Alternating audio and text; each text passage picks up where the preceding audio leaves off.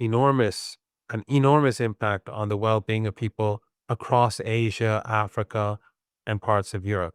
And so I think that would bring about the end of the Israeli regime because the world will not tolerate it. It's not something that Trump and European leaders could justify. They probably would.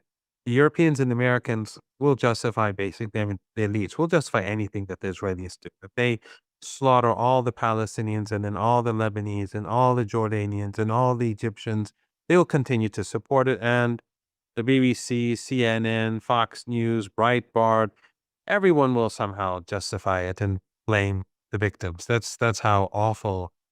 That's really how sinister these people are. Uh, you know, they see Palestinians like cockroaches. To me, that's just how it is.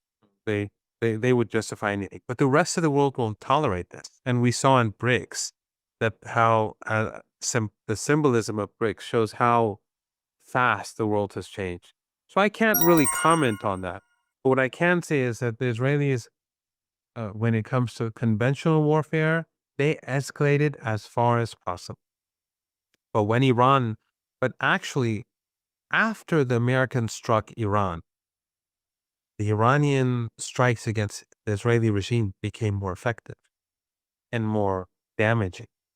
And during the last 3 days, almost all of Iran's missiles got through. So the American strike did not help. My understanding is that the Americans gave concessions to you. And the one reason for that is public knowledge. When the so-called ceasefire, we have to remember that Iran didn't accept the ceasefire. It's just a halt in fighting.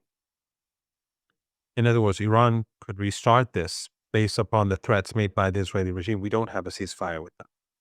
But during Trump said when the ceasefire took place that the Iranians can now sell all their oil to China. Why would he say that? That has nothing to do with the war. It has nothing to do with this, the halt in hostilities.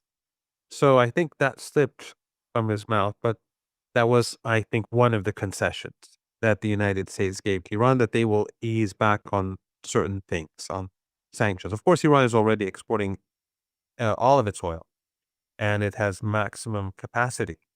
But I think it was meant to say that we will harass Iran less in different ways. But